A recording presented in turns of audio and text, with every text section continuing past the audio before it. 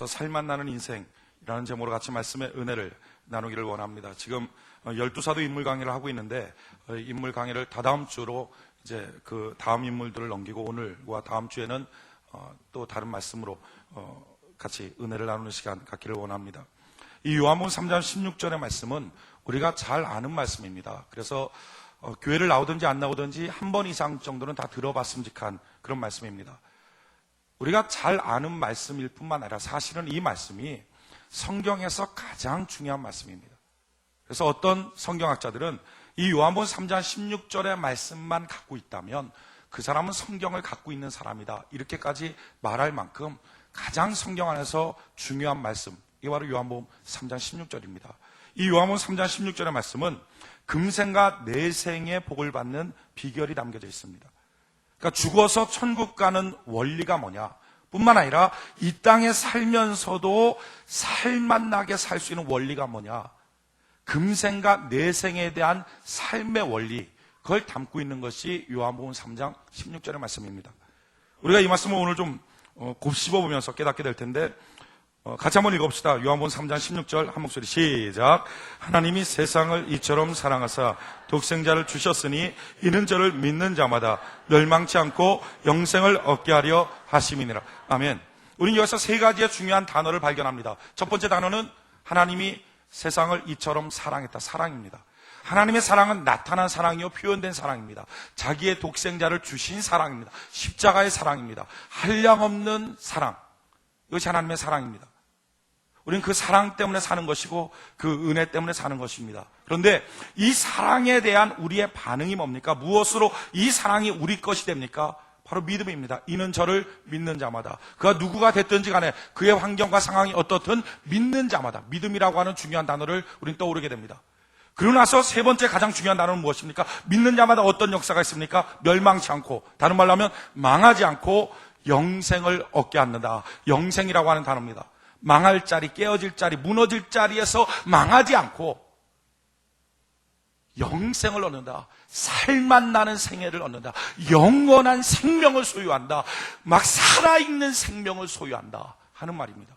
그러니까 이 요한복음 3장 16절은 세 가지의 중요한 단어로 구성되어 있습니다. 하나님의 사랑, 그리고 여기에 대한 믿음의 반응, 그리고 이런 믿음이 건강할 때 너의 인생은 망하지 않고 살맛 나는 인생을 살게 될 것이다 하는 말씀이에요. 그렇다면 이 말씀을 우리가 뒤집어 보면 어떤 말씀이 됩니까? 우리가 만약에 우리의 인생이 살맛 나지 않는다면, 내 경제적인 환경과 내 육체와 내 마음과 내 가정이 살맛 나지 않는다면 문제는 어디 있습니까? 내 믿음에 문제가 있다는 것입니다.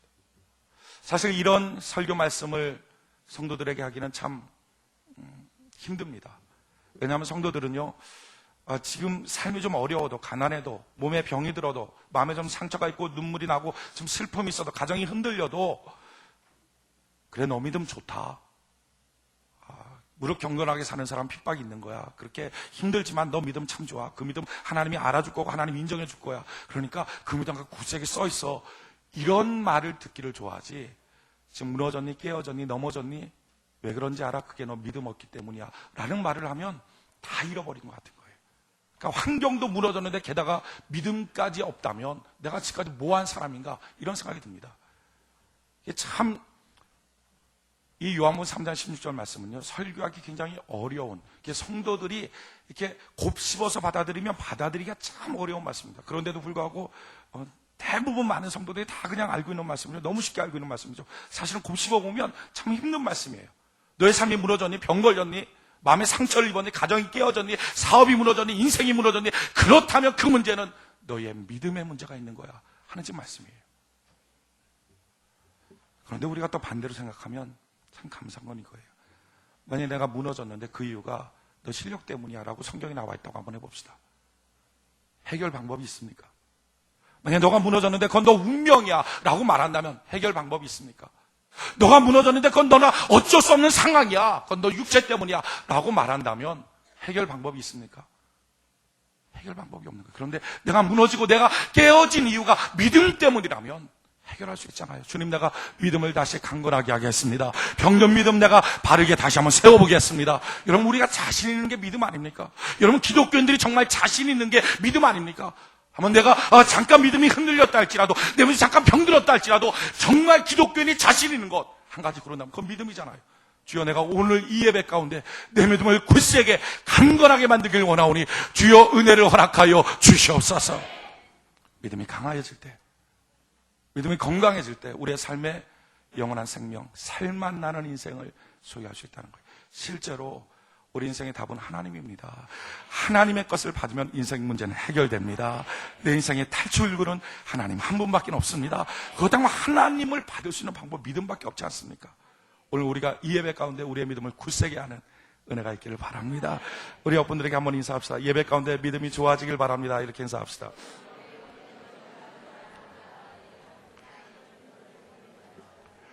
할렐루야. 그런데 오늘 이 말씀 우리가 다시 한번 살펴보면 참 재미있는 말씀입니다. 하나님이 세상을 이처럼 사랑하사 독생자를 주셨으니, 하나님의 사랑을 표현하는데 지금 시제가 어떻게 되어 있습니까? 과거형이에요. 하나님의 사랑을 이미도 주셨다는 것입니다. 참 놀라운 것은요, 성경을 보면 하나님의 비전과 하나님의 축복과 하나님의 은혜는 다 과거형입니다. 이미 주셔버린 거예요. 어느 분은 핸드폰 켜있나요? 끄시기 바랍니다. 요한복음 1장 12절에 우리가 잘 아는 말씀입니다. 영접하는 자 곧 그 이름을 믿는 자들에게는 하나님의 자녀가 되는 권세를 주셨으니, 과거형이죠. 에베소서 1장 7절에 우리가 그리스도 안에서 그의 은혜의 풍성함을 따라 그의 피로 말미암아 구속 곧 죄사함을 받았으니, 여러분, 죄가 다 용서함을 받은 것입니다. 우리가 아직도 죄 속에 있다는 것은 우리의 착각이에요. 죄사함을 받았다니까요. 요한복음 5장 24절에 내가 진실로 진실로 너희에게 이르노니 내 말을 듣고 또 나 보내신 이를 믿는 자는 영생을 얻었고 심판에 이르지 아니하니 사망에서 생명으로 옮겼느니라. 여러분, 우리의 삶의 터전은 이미 사망이 아니라 생명으로 옮겨진 것입니다. 이것이 여러분의 사업장도 마찬가지고요, 여러분의 자녀도 마찬가지입니다. 옮겨진 것입니다. 믿습니까? 앞으로 옮겨질 것이 아니라 옮겨졌다는 거예요. 또한 갈라디아서 3장 13절에 그리스도께서 우리를 위하여 저주를 받은 바 되사 율법의 저주에서 우리를 속량하셨으니, 할렐루야, 저주가 다 끝나버렸다는 것입니다. 저주를 더 이상 우리가 짊어지고 갈 이유가 없다는 거예요. 저주가 없어져 버렸다는 거예요. 베드로전서 2장 24절에 참 기가 막힌 말씀이 있는데요, 친히 나무에 달려 그 몸으로 우리 죄를 담당하셨으니, 죄를 담당하신 거예요. 이는 우리로 죄에 대하여 죽고 의에 대하여 살게 하려 하심이라. 저가 채찍에 맞음으로 너희가 나음을 얻었나니. 할렐루야. 여러분, 병은 다 치료 받은 것입니다. 믿습니까? 우리 예수님이 십자가에서 2000년 전에 다 주신 거예요. 여러분, 이와 같은 축복은 내가 예수 믿는 그 시간 내가 받는 게 아니라 내가 예수 믿기 전에, 2000년 전에, 내가 태어나기도 전에 이미 십자가를 통하여 우리에게 다 허락하여 주신 것입니다. 저주가 끝났고, 질병도 끝났고, 고통도 끝났고, 죄의 속박도 끝났고, 우리는 주님 안에서 진실한 자녀의 권세와 해방의 능력들을 소유하고 있다는 사실입니다. 근데 문제는요, 이런 하나님의 축복이 있건만 왜 우리가 누리지 못합니까? 축복을 여는 열쇠를 상실했기 때문입니다. 기가 막힌 보물함을 하나님이 우리에게 주신 거예요. 우리 집집마다 기가 막힌 보물함들이 지금 다 있어요. 막 거긴 기쁨의 보물함도 있고요, 능력도 있고요, 부요도 있고요, 건강도 있고요, 죄의 용서도 있고요, 해방도 있고요, 하나님의 자녀의 권세도 있고요. 뭐 우리가 이 땅에서 얻어야 될 모든 것, 여러분, 천지를 창조하신 하나님이 사람이 사는데 뭐가 필요한지 모르시겠습니까? 그래서 우리가 이 땅을 살 때 정말 살만나게 살 수 있는 모든 것들에 대한 보물함들을 2000년 전에, 내가 태어나기도 전에 하나님이 내 삶의 곳곳에 그 보물함을 다 주신 거예요. 저만 주셨겠습니까? 여러분의 삶 속에도 동일하게 있는 걸 믿습니다. 다 주셨어요. 근데 문제는 이것을 얻는 비결이 뭡니까? 그 열쇠가 바로 믿음이라는 거예요. 믿음. 성경은 이와 같이 말합니다. 히브리서 4장 2절에 저희와 같이 우리도 복음 전환을 받은 자이나 그러나 그 들은 바 말씀이 저희에게 유익되지 못한 것은, 그 말씀이, 그 능력이, 그 축복이, 그 비전이 저희에게 유익이 되지 못한 것은, 나타나지 못한 것은 듣는 자가 믿음을 화합지 아니함이라. 믿음으로 반응하지 않을 때 따로 떨어져 있는 사랑, 따로 떨어져 있는 능력, 권세는 내 삶 속에 아무런 능력으로 나타나지 않았다는 것입니다. 요즘에 그 홈쇼핑 같은 데 보니까 그런 거 나오더라고요. 여러분들 혹시 보셨나요? 어떤 그 화학적인 물질인데, 이 두 개인데, 이게 따로따로 떨어져 있을 때는 아무런 것도 아니에요.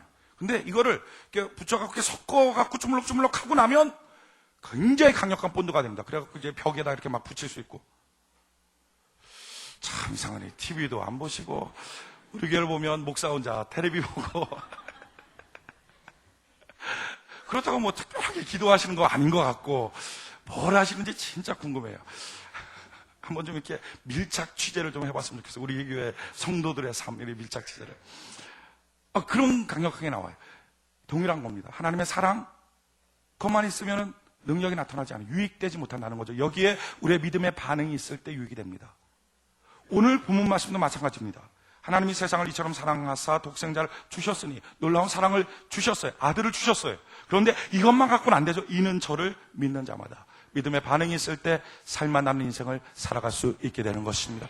그런데 이 믿음이라고 할 때의 시제를 보면 이 믿음의 시제는 현재형이라는 거예요. 다시 한번 읽어볼까요?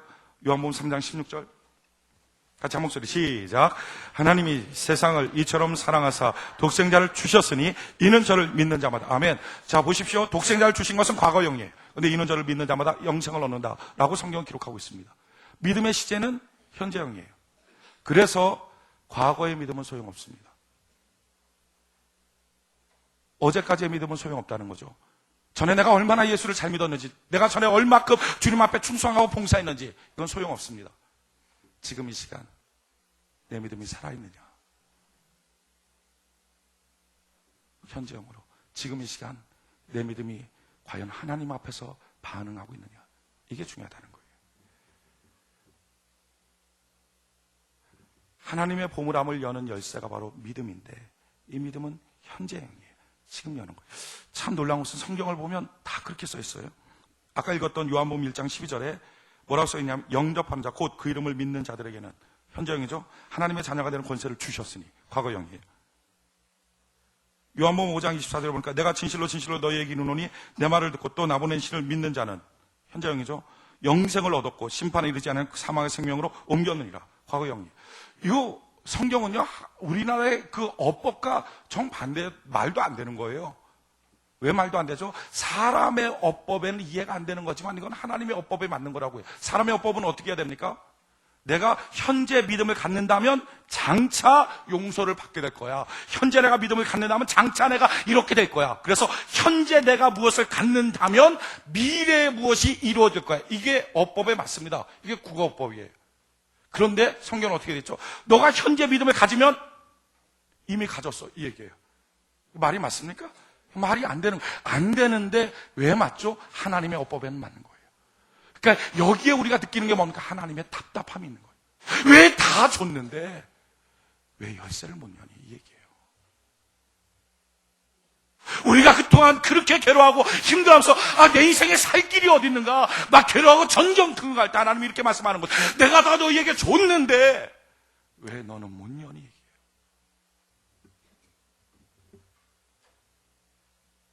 우리 오늘 이 믿음, 우리에게 주신 기가 막힌 보물함을 여는 믿음을 소유하는 은혜가 있기를 바랍니다.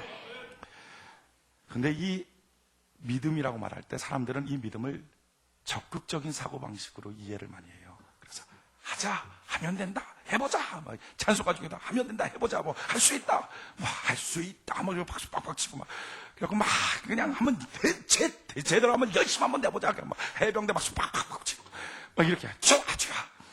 안 하는 것보다 하는 게 100배는 좋습니다.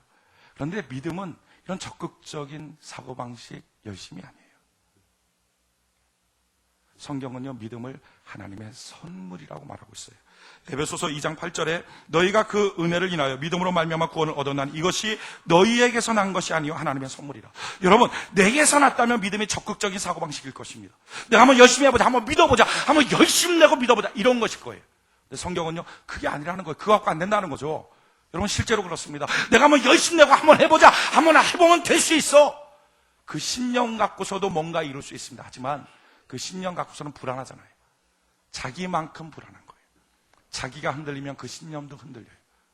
우리의 믿음은요, 이런 신념이 아니라 신앙이에요. 하나님이 주신 거예요. 주신 거. 그래서 선물로 주신 것이기에 이 믿음이 있으면 변질되지 않아요.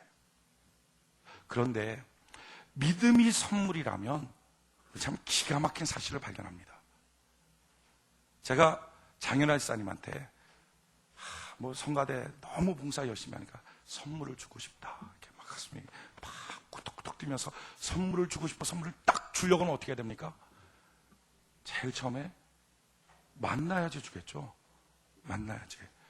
물론 요즘에 안 만나고 탁송 이렇게 보내고 이럴 수 있겠지만 평상적인 개념을 사용해 보자고요. 선물은요, 만나야 주는 거예요. 만나요. 믿음이 선물이란 말이죠. 그렇다면 믿음은 어떻게 얻습니까? 하나님을 만나야 얻습니다. 이해가 됩니까? 하나님을 만나야 얻는 거예요. 만나요. 그래서 성경 말합니다. 믿음은 들음에서 나오고 들음은 그리스도의 말씀이라. 이게 무슨 말입니까? 우리의 믿음이 어떻게 생기느냐? 그리스도의 말씀, 다른 말로 하면 하나님의 음성을 듣는, 하나님을 만나는 현장에 있어야 하나님이 믿음을 주신다는 거예요. 그래서 중요한 게 예배예요. 예배는 성령의 음성이 있습니다. 하나님의 음성이 있어요. 그래서 예배를 나오면 믿음이 생깁니다. 여러분, 이걸 반대로 생각하지 마십시오. 믿음이 있어야 예배 나온다. 그게 아닙니다. 예배를 나와야 믿음이 생깁니다. 왜? 선물이기 때문에. 많은 사람들이 이렇게 말합니다. 나 믿음이 없는데 새벽 기도에 나가면 그런 능력이 나타날 거다. 안 믿어져. 맞아요. 안 믿어진다고요. 나오지 않았는데 선물이 없는데 어떻게 믿어집니까? 나와서 만나야 선물을 받는 거죠. 여러분, 예배 시간에 나오기 전까지는 사실 우리는 불신자랑 똑같습니다. 어느 정도 습관적으로 교회를 나올 뿐이죠.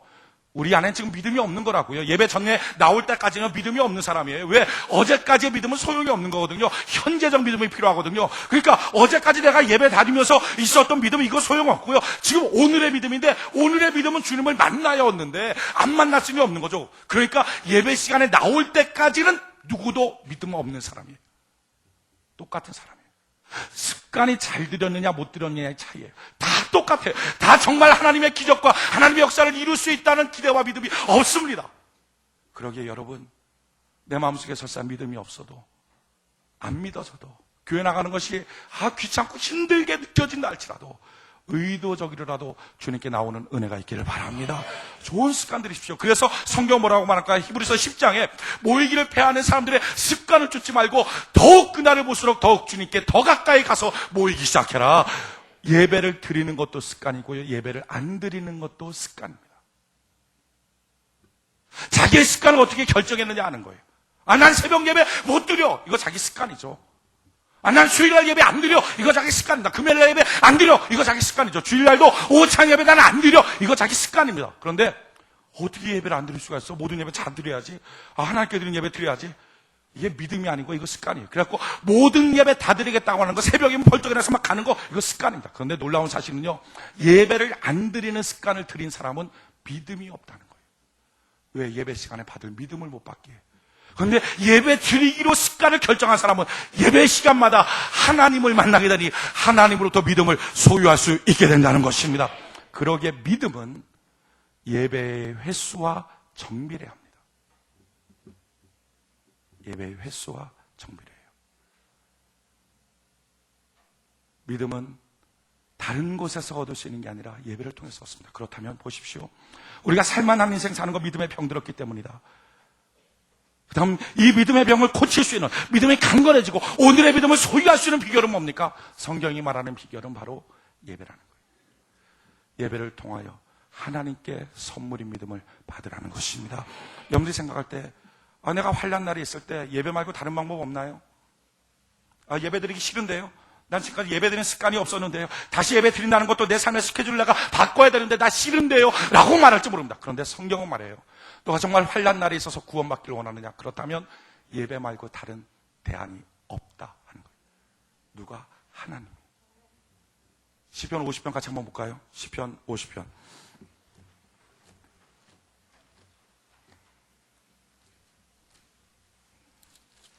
시편 50편 14절로 15절. 시편 50편 14절로 15절. 시편 50편 14절로 15절. 같이 한번 한 목소리 한번 읽읍시다. 시편 50편 14절로 15절 한 목소리 시작.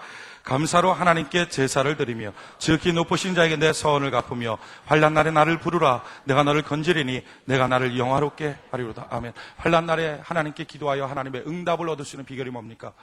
시작점이 감사로 하나님께 제사 드리는 것부터 시작이라는 거예요. 예배 드려야 믿음이 생기고요, 믿음이 생겨야 역사가 나타나잖아요. 그러니까 믿음을 얻을 수 있는 비결, 믿음은 자기 혼자서 믿습니다 혼자만 무릎 꿇고 앉아서 그냥 믿습니다 해서 생기는 게 아니라는 거예요. 자기로부터 나오는 게 아니라는 거예요. 하나님이 주시는 선물이고요, 하나님이 주시는 선물은 하나님을 만나는 현장으로 나가야 소유할 수 있다는 것입니다. 지금 오늘 여러분들이 성령 하나님의 음성을 듣고 이 시간 그 믿음을 소유하는 은혜가 있기를 바랍니다. 그렇다면 내가 예배 시간에 그 믿음을 소유했는지 안 했는지, 그러니까 예수님 나를 만나서 믿음이라고 하는 열쇠를 줬는지 안 줬는지를 어떻게 아느냐, 이렇게 하는 거예요. 말씀을 들을 때 맞다 저 말씀 맞다, 그래 옳다, 그렇게 해야지, 맞아. 이게 지금 자기 생각이 바뀌어지며 깨달아지는 거, 자기 생각 바뀌어지며 깨달아지는 순간이 지금 하나님 내게 믿음을 주신 거예요. 요한복음 3장에 뭐라고 말씀합니까? 물과 성령으로 거듭난다 그랬어요. 물이 말씀이고요, 성령의 감동이 있어요. 예배 시간에 말씀을 듣고 성령의 감동이 있을 때 거듭난다. 다른 말로 뜻이 뭡니까? 내 생각이 새로워진다는 거예요. 그 시간이 지금 주님이 우리를 만난 시간이고요, 믿음을 허락하여 주신 시간이라는 거예요. 지금 이 시간 저는 여러분들이 말씀을 들을 때 깨달아지기를 원합니다. 맞다, 그렇다, 이렇게 깨달아지길 바래요. 지금 그게 그냥 단순하게 말로 듣고 말로 깨달아지는 시간이 아니라 실질적으로 예수님이 여러분들에게 믿음이라고 하는 열쇠를 손에 지금 안겨주는 거예요. 근데 문제는 이렇게 믿음이라는 열쇠를 우리가 갖고서 나가는데 안 믿는다는 거예요. 진짜로는 안 믿어요. 집에 가도 부욕이 된다는 걸 안 믿고, 병이 낫는다는 것도 안 믿고, 마음에 상처가 없다는 것도 안 믿고, 가정의 회복이 됐다는 것도 안 믿고, 심지어는 죄의 용서가 됐다는 것도 안 믿고, 안 믿어버려요. 왜 그러죠? 이것이 그동안 너무 오랫동안 죄악의 습관 속에 젖어 있어서 그래요. 이게 잘못된 습관들이죠. 자기의 이성, 경험 이런 것들에 눌려서 하나님이 내게 주신 믿음을 인정하지 않는 거예요. 사람이 갖고 있는 이 고정관념 습관이라는 게 얼마나 강력하냐면은, 교통사고 나서 다리가 이렇게 잘라진 사람이 제일 고통스러울 때가 다리가 간지러울 때래요. 발바닥이 막 간지러울 때. 그래갖고 발바닥을 그거 딱 하는데 보니까 다리가 없는 거예요. 근데 다리는 없는데 다리가 너무 간지러운 거예요. 발바닥이. 있으면 벅벅 긁기라도 할 텐데 너무 간지러운 거예요. 왜 그러죠? 사람이 갖고 있는 이 고정관념, 아직도 다리가 잘려졌지만 잘려졌다고 자기 스스로가 받아들이질 않은 거예요. 이게 좀 먼 얘기 같으면 우리가 쉽게 이해할 수 있는 잘 안 받아들여지는 것들, 이런 것들 있죠. 집 문 이렇게 나올 때, 외출할 때 잠그잖아요. 잠그고 나와요. 근데 나오고 난 다음에 항상 대부분 그러죠. 문 잠궜나? 내가 잠궜나? 이렇게 막 헷갈려요. 그래갖고 이제 증상이 좀 더 심각해지는 사람은 꼭 집을 한 번씩 갔다 와요, 거기. 아주 증상이 좀 심각해지는 사람이죠. 또 한 가지는 이제 가스불. 특히 여성들 같은 경우는 가스불. 나와갖고 한참 버스 딱 타고 앉자마자 가스불. 꼭 안 끈 것 같아, 꼭. 얼마나 그런 사람들이 많으면, 요즘에 신제품이 나오잖아요. 전화로다가 가스불 끄는 거. 얼마나 그런 사람들이 많으면.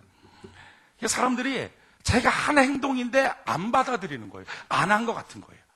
우리도 그렇단 말이죠. 하나님이 내게 주신 은혜와 복을 이미 받았고 그것을 열 수 있는 믿음을 얻었건만 아닌 것 같은 거예요. 왜? 아닌 삶이 너무 많아서 아닌 것 같은 거예요. 어떻게 해결할 수 있습니까? 한 여자가 이랬다고, 한 아주머니가 맨날 가스불 끄고 나가서 하루 종일 고민하다가, 아니면 중간에 막 뛰쳐 들어오는 거야. 집을 딱 보면 가스불 꺼 있네 하고 억울해서 또 나갈 수도 없고 막 이렇게 하루 그걸 반복하다 보니까 이 아주머니가 한 가지 지혜를 얻었대요. 깨달은 게 뭐냐면은, 가스불을 딱 끄면서 나 불 껐다 하고 소리 질렀다는 거예요. 나 불 껐다. 그때마다 크게. 근데 참 놀라운 것은, 밖에 나가면 가스불 끈 거는 떠오르지 않는데 자기가 불 껐다 이거 외친 거가 떠오른다는 거예요. 아 맞아, 나 불 껐어 이렇게 하고. 사람의 말이라는 게 그만큼 중요해요. 믿음은 그래서 선포하는 것입니다. 성경도 실제적으로 그렇게 믿음을 가르쳐주고 있어요. 하나님 믿음을 주건만 사람들은 믿음을 안 믿어요. 상처가 많아서 안 믿어요. 가장 대표적인 예가 아브라함이에요. 아브라함 25년 전에 하나님은 그에게 아들 주신다고 불렀어요. 여러분, 하나님께서 아들 주신다고 75세 불렀으면 75세도 빠른 나이 아니잖아요. 늦은 나이잖아요. 그러니까 얼마나 아들 놓고 기도했을까요? 하나님께 날마다 기도했어요. 하나님 언제쯤 주십니까? 언제쯤 주십니까? 막 기도하고 아침만 되면 사라한테 별일 없냐? 물어보고 별일 없는데 왜 이러지? 또 기도하고 별일 없냐? 맨날 물어봤어요. 맨날. 근데 안 되는 거예요. 1년, 2년, 3년, 5년, 10년이 지나도 안 되는 거예요.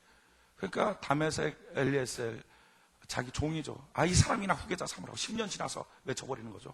15년 지나고 난 다음에 그냥 하갈 통해갖고 이스마엘이나 후계자 삼으라고. 내 아내 이 사라 통해서는 안 되는 거라고. 상처가 너무 많은 거예요. 근데 99세가 됐을 때 하나님이 딱 나타난 거예요. 아들 준다. 그러니까 아브라함 입장에서 이런 생각이 들겠어요. 내가 또 속겠냐. 늑대 양치기 소년 그것처럼 내가 또 속겠냐.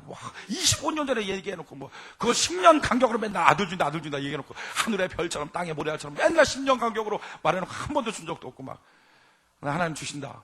이 주신다는 게 뭐죠? 하나님과 현장에서 만난 거죠. 만나서 말을 들은 거예요. 그게 뭐죠? 지금 믿음의 열쇠를 받은 거예요. 받았으나 아브라함은 그걸 안 믿죠. 사용 안 하겠죠. 지금까지 상처가 얼마나 많은데 하나님을 향한 기도하고 열심히 했는데도 안 되는 상처가 얼마나 많은데 그걸 믿겠어요? 안 믿을 걸 뻔히 아신 하나님이 마음속에 믿어져야 될 거 아니에요. 그래서 쓰신 방법이 뭐죠? 말하라는 거예요. 뭐라고? 서로 이름을 바꿔 부르라는 거죠. 아브라함 보고 사라를 향해서는 사레가 아니라 사라라고 부르라. 사라 보고는 아브람이 아니라 아브라함이라 불러라. 말의 뜻이 뭡니까? 열국의 어미여, 열국의 아비여 이렇게 부르라는 거예요. 그냥 다른 말로 하면 엄청나게 많은 자식의 아버지, 셀 수 없는 자식의 어머니 이렇게 서로 부르라는 거예요. 서로 1년 동안 그렇게 부르는데 처음 부를 때는 재미삼아, 장난삼아, 농담삼아 불렀을지 몰라요. 근데 조금 부르다 보니까 이웃 사람들도 듣잖아요. 뭐 하는 거예요? 그 집안 지금 뭐 하는 거예요? 창피해서 견딜 수 없어요. 근데 하나님의 명령이라서 계속 부르죠. 계속 부르다가 6개월이 지나면서 생각이 달라지는 거예요. 정말 그렇게 하는 대로 믿어지는 거예요. 자기 마음속에. 그럼 마침내 그 믿음대로 이삭을 얻잖아요. 이게 하나님의 방법이에요. 여러분, 예배 시간에 나와서 하나님을 만나면 믿음을 주십니다.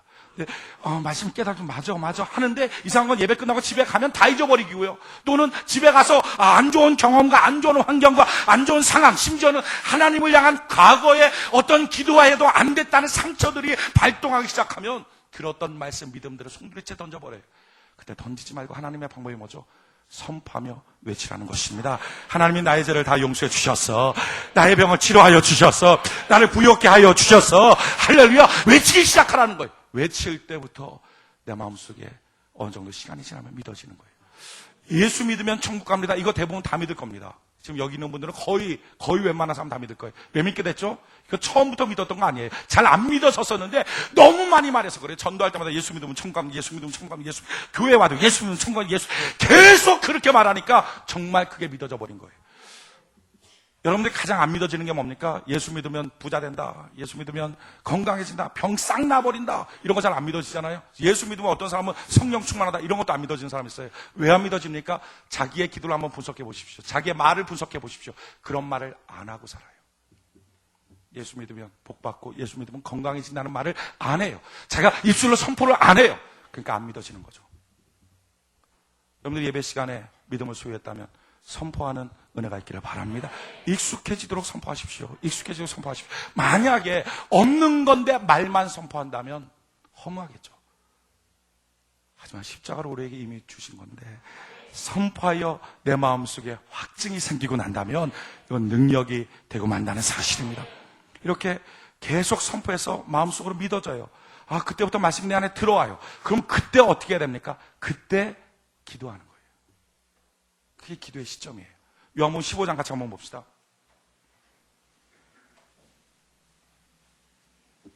요한복음 15장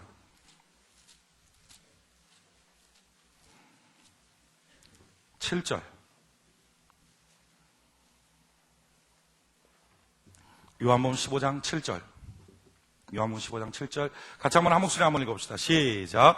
너희가 내 안에 거하고 내 말이 너희 안에 거하면 무엇이든지 원하는 대로 구하라. 그리하면 이루리라. 아멘. 하나님께 기도하는 시점이 언제입니까? 말씀이 내 안에 거할 때. 말씀이 내 안에 거할 때라고 하는 말은 말이 기억날 때가 아니라 또는 기도할 때 뭐 성경 구절을 이렇게 쭉쭉쭉 읽으면서 하나님이 이렇게 해주세요, 이게 아니라 주의 말씀을 듣고 믿음이 생기고 난 다음에 계속 선포해서 자기 마음속에 맞아, 하나님 그거 해주실 거야, 마음속에 들어와 버린 말씀, 이 말씀이 있을 때 너희가 무엇이든지 원하는 대로 구하라. 그러면 내가 이루어 주게 될 것이다. 성경이 이와 같이 말합니다. 야고보서 4장 2절에 너희가 욕심을 내어도 얻지 못하고 살인하며 시기하여도 능히 취하지 못하나니 너희가 다투고 싸우는도다. 너희가 얻지 못하면 구하지 아니하며. 왜 얻지 못하는가? 기도하지 않아서 얻지 못한다는 거예요. 싸워도 욕심내도 얻을 수가 없다. 오직 얻는 것은 하나님께 얻는 것인데 기도해야 얻는 것이다. 근데 그 다음 절이 기가 막힌 절이에요. 야고보서 4장 3절에 이렇게 말씀해요. 구하여도 받지 못하면 정욕으로 쓰려고 잘못 구함이라. 많은 사람들이 이것 때문에 걸리죠. 기도하다가 이거 내가 정욕으로 쓰려고 지금 기도하는 건가? 그럼 안 되는데. 그럼 기도하지 말까? 뭐 한참 고민하다가 뭐 기도 제목 이거 맞나요? 이런 거 물어보기도 하고 막 그래요. 뭐가 옳은지 구분하는 것보다 하는 게 더 중요합니다. 어떤 사람이 내가 겁이 나서 기도를 못 하겠다고 정욕으로 구할까 봐. 그냥 제발 구하세요. 구하면 기도 중간에 하나님이 바꾸어 주십니다. 그냥 구하는 거예요. 그런데 그럼 여기서 말하는 정욕으로 쓰려고 잘못 구합니다 하는 말의 뜻이 뭐냐 하는 거예요. 이것은 이런 거예요. 기도의 제목이 아니라, 기도의 제목은 내가 구할 때 하나님이 봤을 때 이 기도 말고 저 기도 해야 된다 하면 기도 시간에 하나님이 바꿔줘요, 기도의 제목을. 그런데 지금 정욕으로 쓰려고 잘못 구하기 때문에 너가 못 받는다 하는 말이 이것입니다. 말씀이 자기 마음 안에 들어와 있지도 않아요.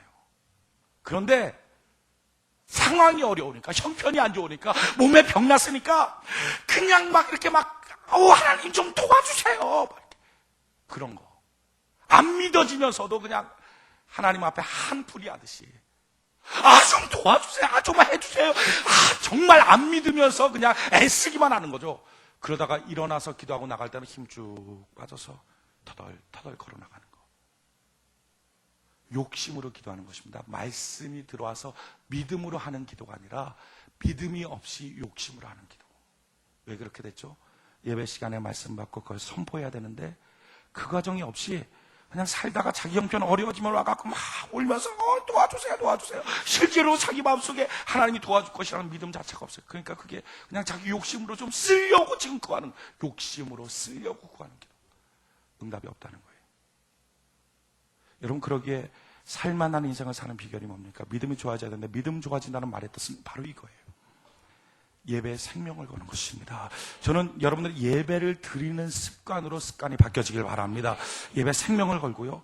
그리고 예배 시간에 예배에 생명을 걸어서 예배를 다 드릴 뿐만 아니라 예배 드릴 때 내가 더 잘 드리도록 한번 노력해 보십시오. 어떻게 하면 우리 주님이 예배 드릴 때 나를 더 기뻐하시고 나에게 믿음을 허락하실까? 계속 더 좋은 예배를 위해서, 더 좋은 예배를 위해서. 그렇게 해서 예배 시간에 말씀이 깨달아지고 이해되고 알아지고, 그래서 믿음을 가져요. 그럼 믿음을 갖고 난 다음에 자기의 이성과 자기의 경험과 자기의 상처를 뚫을 만큼 선포하기 시작해요. 한두 번 읽는 게 아니라 저는 여러분들이 말씀 듣고 난 다음에 하루 종일 한 100번 이상 선포하는 은혜가 있기를 바랍니다. 막 선포하는 거예요. 그런데 놀라운 것은 그렇게 선포하다 보면 마음속에 그 말씀이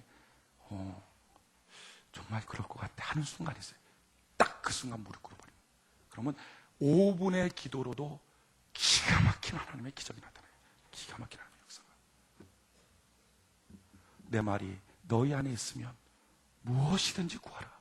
내가 시행하여 주게 될 것이다. 구하되, 우리가 여기서 한 가지만 더 좀 깊이 들어갑시다. 구하되 그냥 기도하면 안 되고요. 하나님의 언어로 기도해야 됩니다. 자, 보십시오. 내가 미국 사람한테 뭐를 좀 달라 그런다고 한다면 한국말 해서 되겠습니까? 한국말로 좀 줘. 그러면 안 주겠죠? 영어를 써야지 그게 줄 것입니다.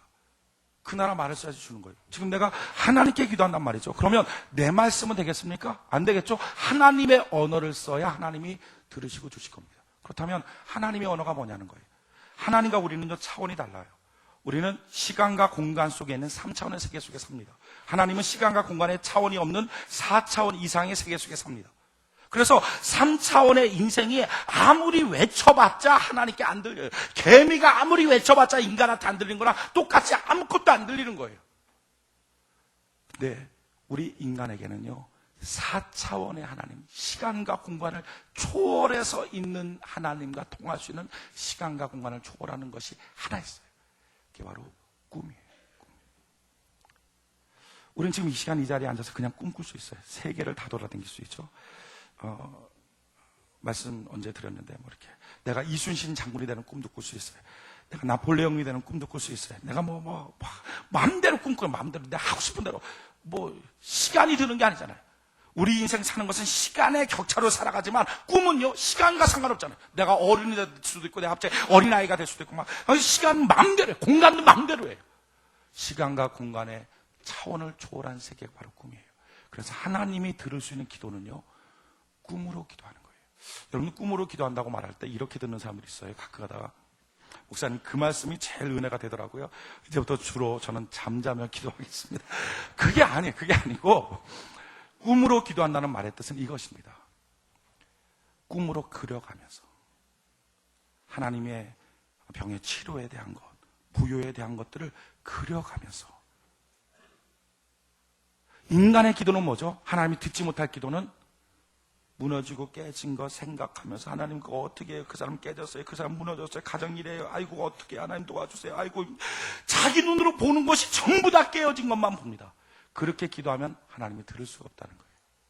자기 머릿속에 환경과 상황이 어떻든 하나님이 이루셔서 멋지게 바뀌어질 자기의 모습을 그려가면서 꿈꿔가면서 그럴 때 성령 하나님과 언어가 통하는 거예요. 들을 수 있는 거예요.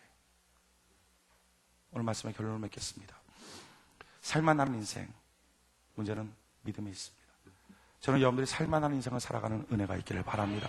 그렇게 믿음으로 살만나기 위해서 필요한 가장 중요한 한 가지가 있다는 것은 예배입니다. 저는 예배에 여러분들이 생명을 걸 수 있는 은혜가 있기를 바랍니다. 지역적으로 좀 멀리 있습니까? 교회에다 요청하십시오. 차량을 보내겠습니다. 또 모든 예배 다 참석하는 것이 원칙입니다. 그러나 그렇게 할 수 있는 형편이 안 됩니까? 그렇다면 할 수 있는 만큼 예배의 시간을 자꾸 늘려나가십시오. 그 지경만큼 여러분들 믿음이 굳세어지게 될 것이고 그만큼 하나님의 은혜와 역사를 체험할 수 있게 될 것입니다. 예배 시간에 나오셨으면 집중해야 됩니다. 말씀 듣기 위해서 집중하십시오. 말씀이 깨달아지고 믿어지도록 집중하십시오. 집중하고 그 깨달아진 말씀을 계속 하루에 한 100번 이상 입을 열어서 선포하십시오. 선포할 때 마음속에 탁 닿을 때 그때 기도하는 거예요. 기도할 때 꿈꾸며 기도하는 거예요. 그때 하나님의 위대한 역사를 체험할 수 있게 될 것입니다. 내일부터 우리 절기가 시작합니다. 여러분 절기를 주신 하나님의 뜻, 절기를 왜 주셨을까요? 그건 어떤 우리에게 은혜와 복이 있을까요? 성경 한번 찾아봅시다. 신명기 16장 13절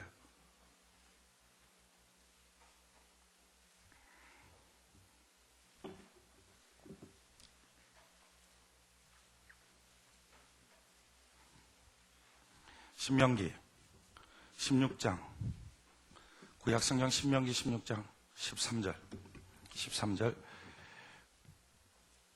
지금 신명기 16장에는 이스라엘의 3대 절기가 나와 있습니다. 우리 기독교인도 3대 절기가 있죠. 부활절, 성탄절, 추수감사절이 있습니다. 유대인들도 3대 절기가 있었습니다. 13절에 보니까 이 절기를 지키는 사람들의 축복과 그 방법을 설명하고 있는데 너희 타작마당과 포도주 틀에 소출을 수장한 후에 7일 동안 초막절을 지킬 것이요 절기를 지킬 때는 너와 내 자녀와 노비와 내 성중에 거하는 레위인과 객과 고아와 가부가 함께 연락하되 내 하나님 여호와께서 택하신 곳에서 너는 7일 동안 내 하나님 여호와 앞에서 절기를 지키고 내 하나님 여호와께서 내게 모든 물산과 내 손에 된 모든 일에 복 주실 것을 인하여 너는 온전히 즐거워할지니라. 너희 중 모든 남자는 1년 3차 곧 무교절에 77절 초막절에 내 하나님 여호와의 택하신 곳에서 여호와께 보이되 공수로 여호와께 보이지 말고 각 사람이 내 하나님 여호와의 주신 복을 따라 그 힘대로 물건을 드릴지니라. 이것이 절기를 지키는 사람들의 모습입니다. 이렇게 지키라고 하는 거예요. 절기 지킬 때 핵심이 뭡니까? 7일 동안 하나님 앞에서 온전하게 절기를 지키라는 것입니다. 이건 왜 그럴까요? 이유는 한 가지입니다. 예배 회복이라는 거예요. 예배 회복. 여러분 절기의 목적은 예배 회복입니다. 왜 예배 회복을 하죠? 예배를 회복해야 믿음이 회복되고 그래야 하나님 안에서 능력 있는 삶을 살지 않겠습니까? 지금 여러분들의 예배는 어떻습니까? 주중 예배는 살아있습니까? 주일 오후 찬양 예배는 살아있습니까? 지금 여러분들이 드려지는 예배는 어떻습니까? 하나님은 절기를 주신 거예요. 왜? 7일 동안 일주일 동안 한번 예배로 너희 생명을 열고 예배로 집중해서 예배의 부흥을 한번 만끽해봐라. 그 예배마다 하나님이 너희에게 선물로 믿음을 허락하여 주실 건데 그 믿음으로 너희의 인생이 바뀌어질 것이다. 그러기에 예배 한번 생명을 걸어보는 거예요. 내일부터 절기입니다. 왜 절기 주셨습니까? 무너진 예배 다시 세우라고. 저는 오늘 여러분들이 무너진 예배를 다시 세우기로 결심하는 은혜가 있기를 바랍니다. 그래야 능력 있는 삶이 되는 거예요.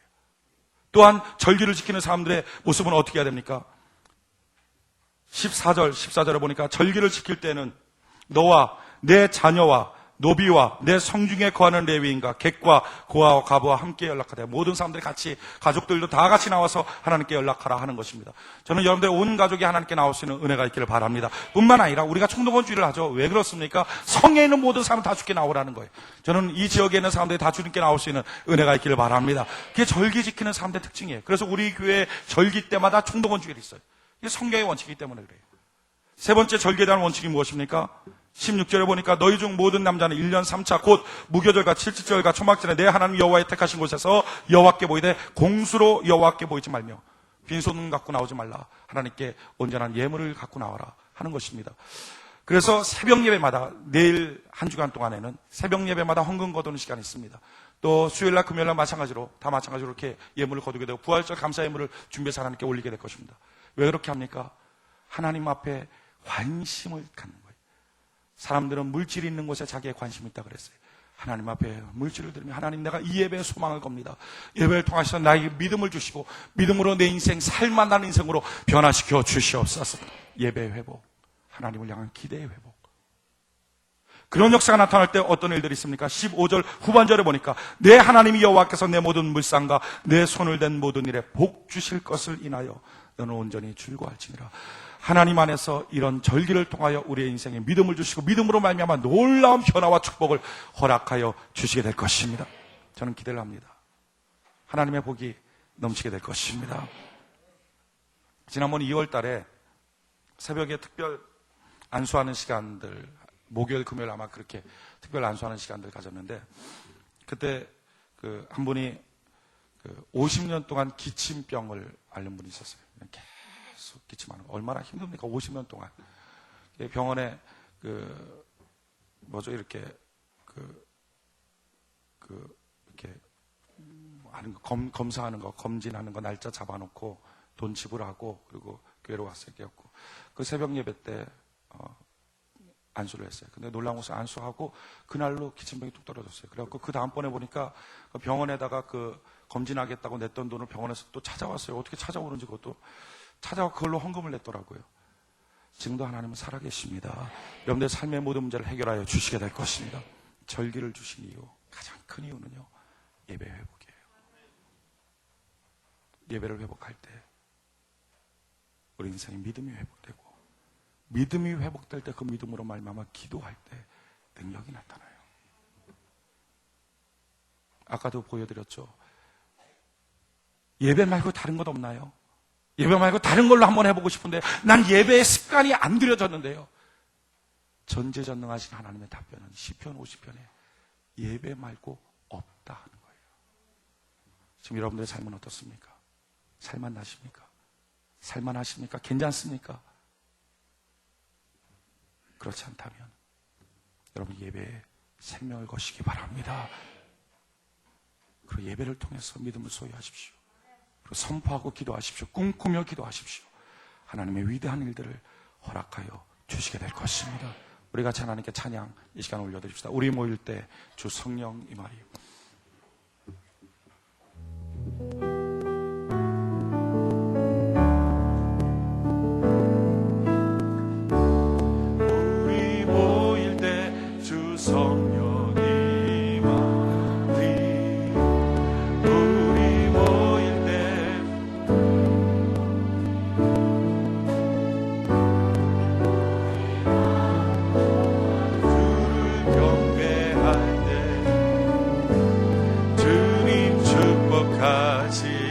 우리 모일 때 주 성령 임하니 우리 모일 때 주 성령 임하니 우리 모일 때 주 이름 높이리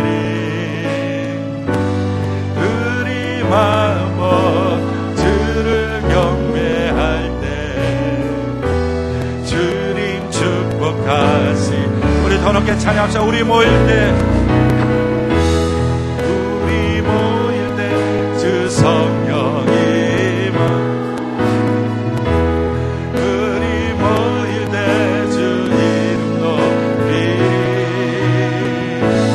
우리 마음 모아 주 경배할 때 주님 축복하시. 성경에 나와 있는 의무적인 예배는 주일 예배입니다. 두 번째 의무적인 예배는 매일 드리는 아침의 예배입니다. 다니엘서에 보면 매일 드리는 아침의 예배를 폐하는 때가 오나니 그때가 주님의 재림하시는 말세다라고 말합니다.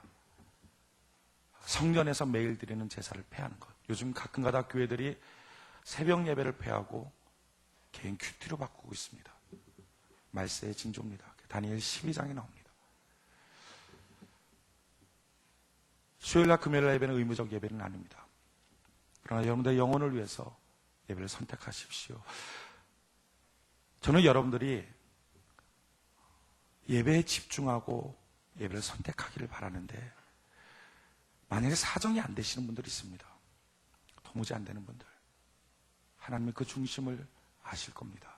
그러나 스스로 예배를 습관적으로 안 드리는 것은 하나님의 도움을 받기가 매우 어렵습니다. 그렇지 않겠습니까?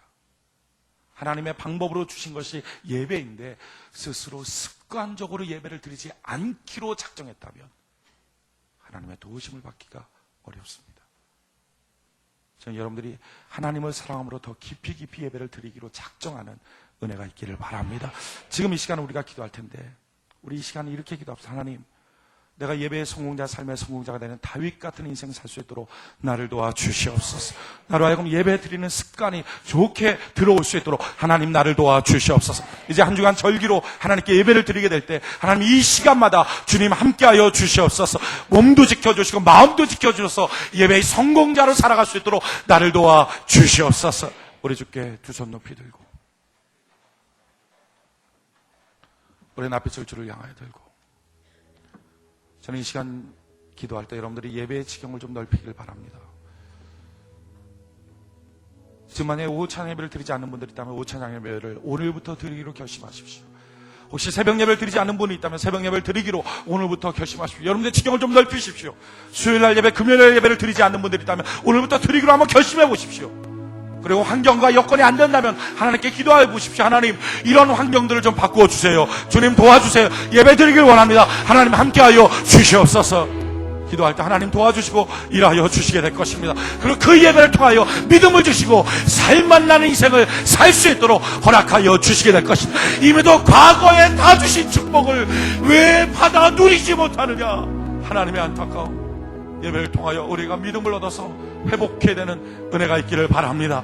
우리 간절하게 주여 삼창하 주 앞에 나갑시다. 주여, 주여, 주여. 살아계신 하나님, 오늘 시간 주님 앞에 나갑니다. 하나님 아버지, 삶의 성공자는 예배의 성공자임을 고백합니다. 다윗처럼 예배의 성공자를 살기를 원합니다. 하나님 주의 은혜를 우리에게 부어주시옵소서.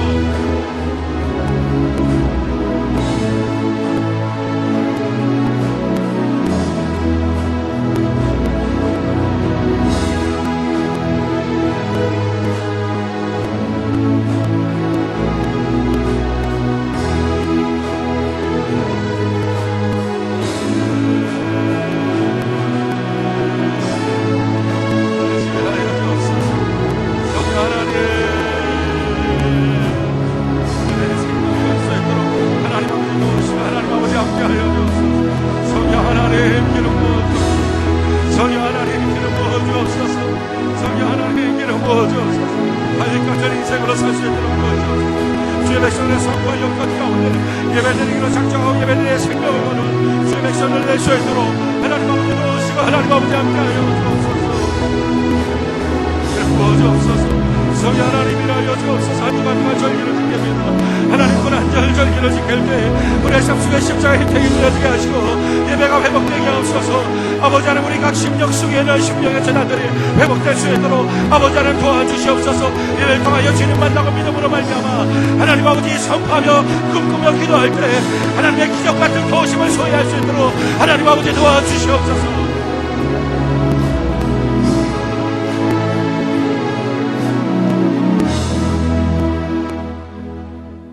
1분 동안 묵상한 기도 하나님께 드립시다.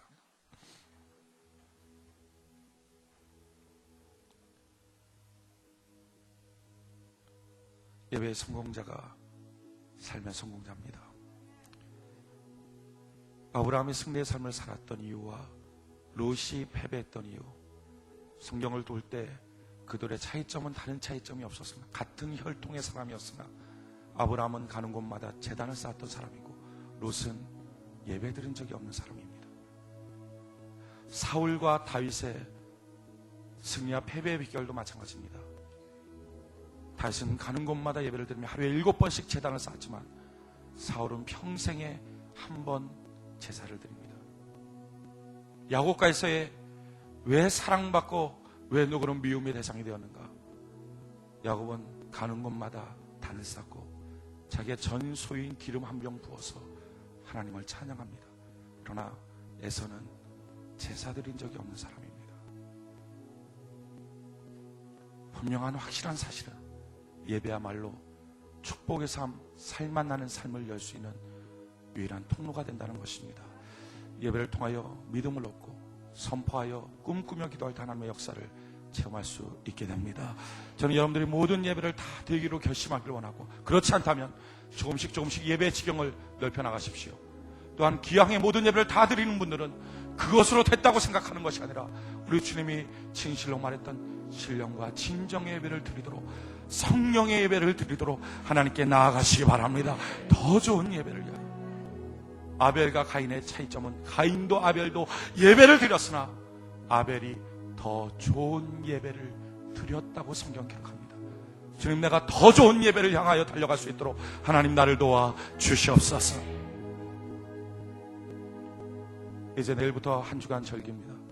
저는 우리 교회 모든 성도들이 새벽마다 하나님을 만나고 믿음으로 한 주간을 살아가는 은혜가 있기를 바랍니다. 새벽은 5시 반, 수요일 날은 8시, 금요일 날 9시, 오늘 오후에는 3시에 예배 시작이 있습니다. 오늘 교회 처음 나오신 분 계십니까? 믿다 오랫동안 쉬고 있던 분, 먼 데서 이사 오신 분, 어떤 이유든지 여기에 등록하셔서 여기에 성도 되기를 원하시는 분 오른손을 들어서 표해 주시기 바랍니다. 오늘 여기에 등록하셔서 이 교회 성도 되기를 원하시는 분 오른손을 들어서 표해 주시기 바랍니다. 오늘 여기에 등록하셔서 이 교회 성도 되기를 원하시는 분 오른손을 들어서 표해 주시기 바랍니다.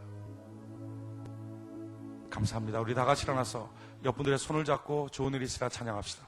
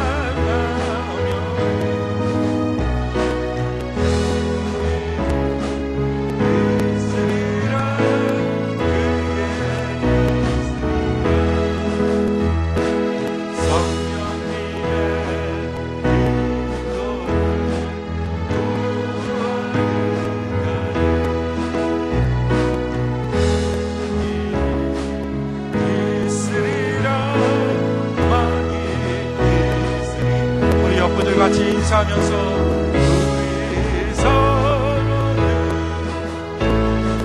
사랑하며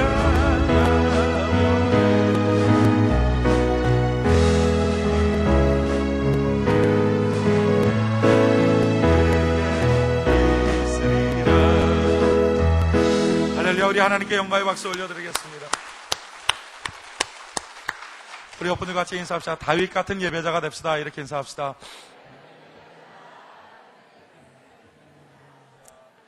우리 다시 한번 인사합시다. 절기입니다. 예배의 생명을 겁시다. 이렇게 인사합시다. 할렐루야. 이 절기를 주신 최고의 목적은 예배의 부흥입니다. 저는 오늘 예배를 통해서 여러분들이 결심하고 예배를 드리기로 작정하는 습관이 여러분들 삶 속에 생기길 바랍니다. 그래서 한 주간 예배 부흥을 맛보십시오. 그래서 예배 부흥을 통해서 내 믿음이 얼마나 좋아지는지를 스스로 한번 경험해 보십시오. 진짜 믿음은 좋아진다니까요. 신기하고 놀랍습니다. 그리고 그 믿음이 좋아지고 나면요, 그때부터 절로 기도가 나와요. 진짜 기도가 나와요. 기도에 시간이 늘어나는 것뿐만 아니라 진짜 기도가 나와요. 그리고 기도하고 일어날 때 허탈하지가 않아요. 괜히 힘쓴 것 같지가 않고 진짜 하나님이 들으신 것 같아요.